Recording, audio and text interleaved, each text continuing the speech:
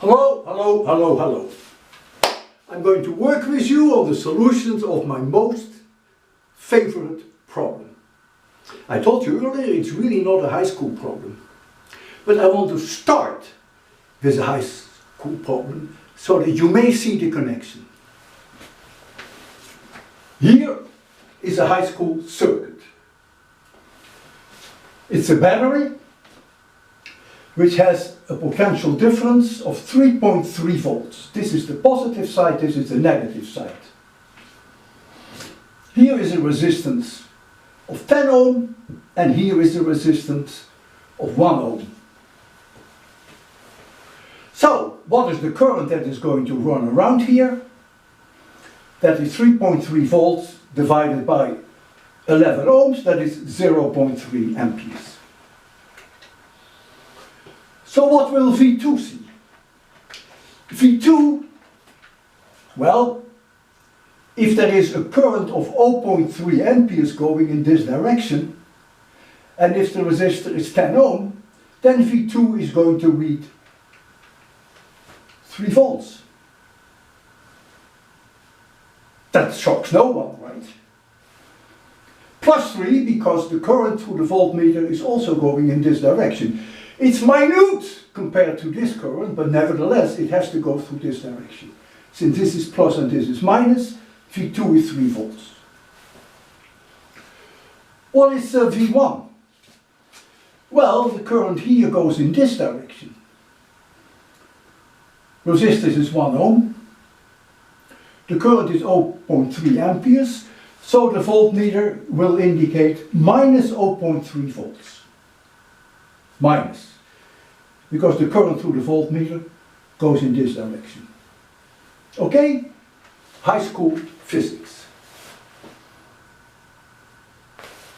Is anyone going to be surprised that V2 is 10 times larger than V1 in terms of magnitude, and that V2 and V1 even have an opposite polarity? No one is surprised. Trust me. Now, suppose now there is no battery, but that somehow in this circuit we generate what we call an induced EMF. And we can do that using Faraday's law. In a minute I will get to that, how we do it. But let's just assume that we can generate in this area a changing magnetic field so that we get an EMF, an induced EMF in this loop. Of course also in this loop. And let us assume that the EMF at a particular moment in time happens to be 3.3 volts. So that 3.3 volts EMF will drive a current in this direction. What will V2 indicate and what will V1 indicate? Well, if the EMF is 3.3 volts, then clearly a current must go around like this of 0.3 amperes. And therefore V2 will be plus 3 volts and V1 will be minus 0.3 volts because the current goes in this direction through V1. So now what is interesting, that the V1 voltmeter and the V2 voltmeter are now attached to exactly the same point in the circuit. And yet, their values differ by a factor of 10, and even the polarities are reversed. And that will cause many, many sleepless nights for many physics students, and even for some physics teachers. I know some at the high school who are flabbergasted when you tell them this. So look at this again. There's a big difference between what I showed you here and what I showed you before with the battery in there. Because when the battery in there, the voltmeters were not attached to the same point. This voltmeter is attached to this point and here, and this voltmeter to this point and here. But now they are both attached to exactly the same point in the circuit. Doesn't Kirchhoff loop rule, Kirchhoff loop rule, doesn't Kirchhoff loop rule says that if you go around in a circuit and you add up in a loop, closed loop, and you add up all the voltages, you must add up at 0. Yes, that's what Kirchhoff loop rule says. And that will be the case here. Go around. And you will see that the sum of all those is 0. If you don't believe it, I'll give you a few seconds. So, Kirchhoff loop rule, perfect. But now, the situation is different. Now, the closed loop integral of the voltages, when you go around like this, is no longer 0. It is now 3.3 volts. And this is at the heart of this problem. Whenever there is an induced EMF in a circuit, Kirchhoff loop rule cannot be used. The potential difference between 2 points in a circuit depends on the path.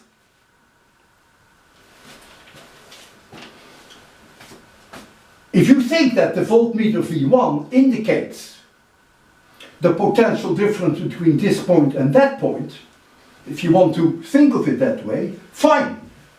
Then the difference between this point and that point is minus 0.3 volts. And the difference between this point and that point this way is plus 3 volts. So you see now that indeed, in case of an induced EMF, the potential difference between 2 points, in my case point A and point B, depends on the path. And this path is different from that path. So, I would argue that the answer to my first question, what will V2 show, when I do the demonstration and I record V1 and V2 as a function of time, when I power my electromagnet, and I look at the time that V1 is minus 0.3 volts, I will then see on my recording that V2 is plus 3 volts. Now, some of you may say, well, it has the right smell, but I don't know. Don't you have to take these loops here and this loop here into account?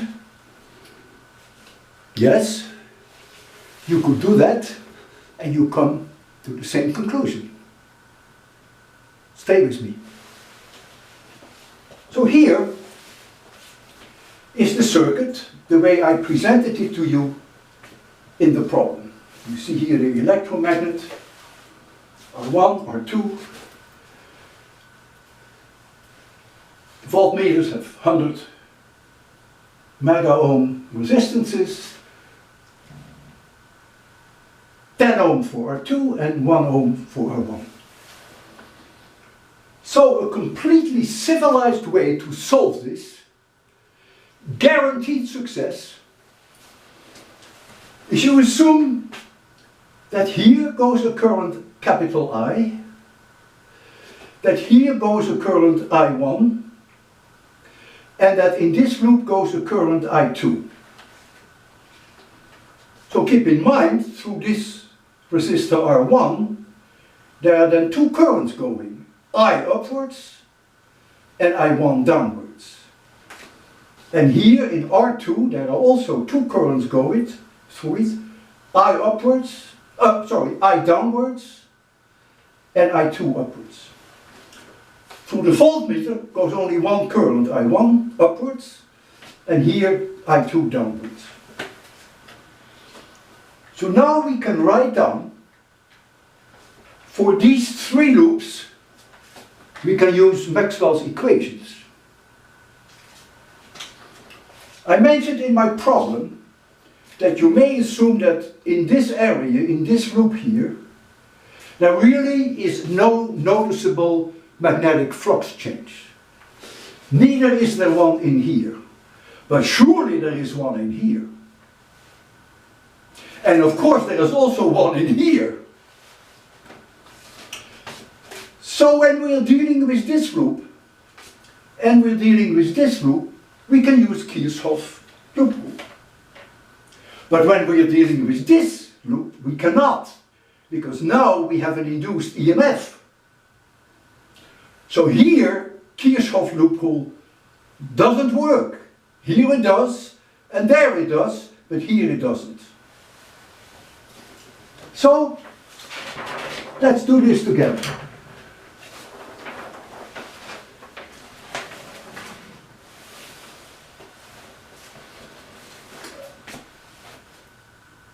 So, let's first take the inner loop. And I start at point A and I go down. I times R2 is the change in potential between this point and that point. I times R2. But there is a current I2 going in the opposite direction. So that lowers the potential minus I2 R2 by that amount, I2 R2. Now we arrive here. I is in this direction, so this has a higher potential than that. So it's plus IR1. But I1 is in this direction, so I have to subtract I1 times R1, minus I1 times R1. That is not zero, because Kirchhoff's loop rule doesn't work. It is the EMF due to Faraday's law, and that EMF that we have generated with my changing magnetic field of my electromagnet, that EMF at the point, at the time that we are discussing, happens to be 3.3 volts, and it is in this direction. So this is 3.3. Let's now go to this loop, where Kirchhoff's loop rule works, because magnetic flux change in here, in this loop, can be ignored. It's very small. So, let's start at A. So we go through this voltmeter, current I2, so this point has a higher potential than this, I2, resistance of the voltmeter 2. Then I come here, this current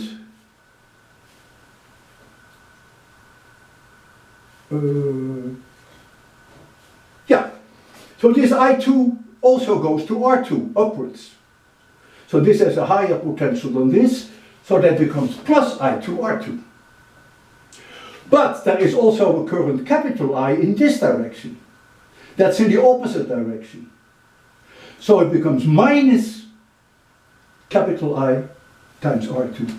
Minus capital I times R2. And that is zero, because Kirchhoff's loop rule tells me if there is no magnetic flux change in this area, in this surface, then the sum of all the potential differences must be zero. So that's Kirchhoff. If now you do exactly the same thing in this loop, and I will leave you alone with that, but here you see the result, then again you can apply Kirchhoff's loop rule. What is the meaning of I2 or V2? Well, that of course is exactly the voltage that the voltmeter will indicate. There is a small current through the voltmeter, but it has an enormous resistance, and it will indicate this value. So what I encircled here is V2. And what I encircled here is minus V1. And the reason why it's minus V1, because we have assumed that the current is in this direction, but this is plus and this is minus. So what we calculated is the potential difference between this point and that point. And that potential difference between this point and that point is positive. That indicates that the current going through here is in this direction, and therefore V1 will indicate a minus value.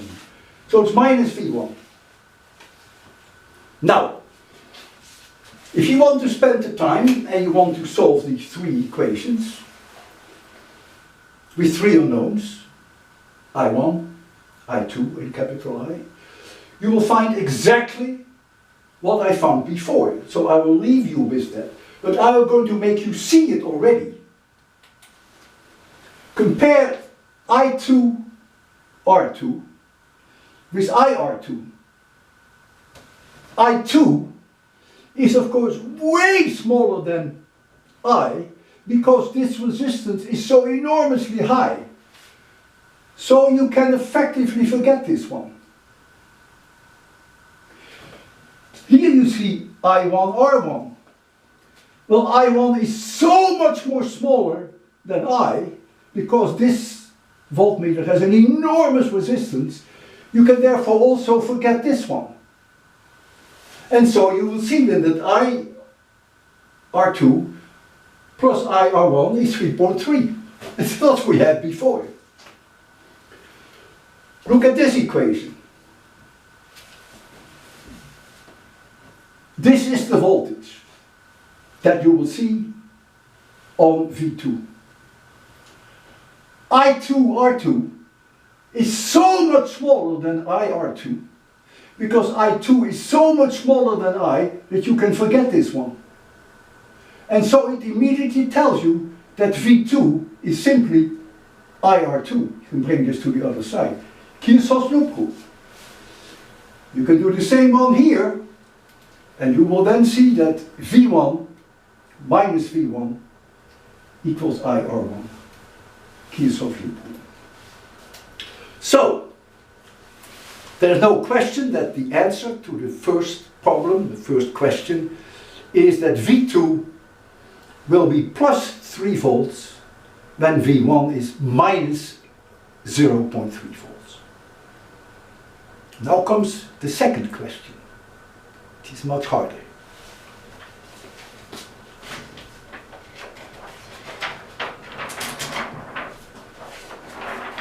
So the circuit is sort of similar, except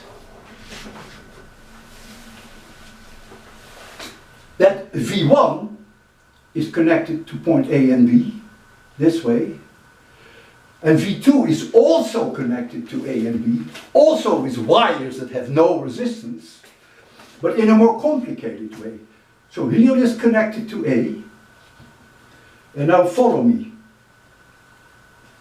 This is a wire, no resistance, no resistance, no resistance, back to B.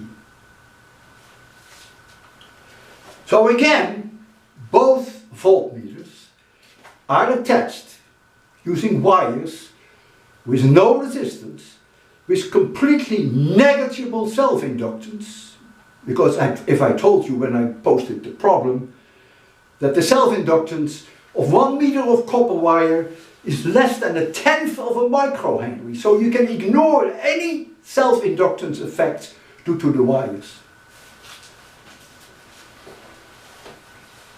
So what now is the difference between this situation and the one that we had before? Well, I propose that you look at these equations, but that you redo this one. Because I2 is now doing this.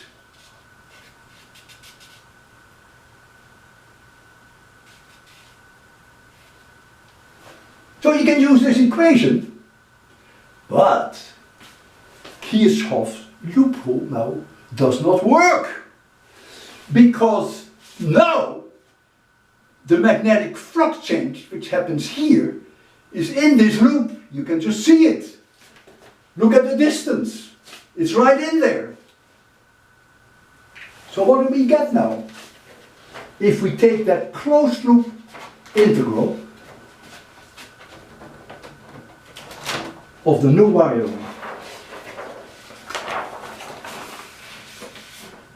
just look at it. Well, I2 or V2 is there, of course. I2R2 is there for the same reason that it was there before. Minus IR2 is there, of course, for the same reason that it was there before. But now, the sum of those is not zero. Because now there is this changing magnetic flux in that loop. And so now you must apply Faraday's law. And what is the EMF, the induced EMF, in any closed loop that contains the magnetic flux change? That was 3.3 volts. So now you have 3.3 volts here. This is V2. This I2, R2, is so much smaller than IR2. You can ignore this one. Do you remember what IR2 was? That was 3 volts. With a minus sign, you bring it here, and there becomes a plus sign. So now V2 will indicate 6.3 volts. So V2 now is the original value, which was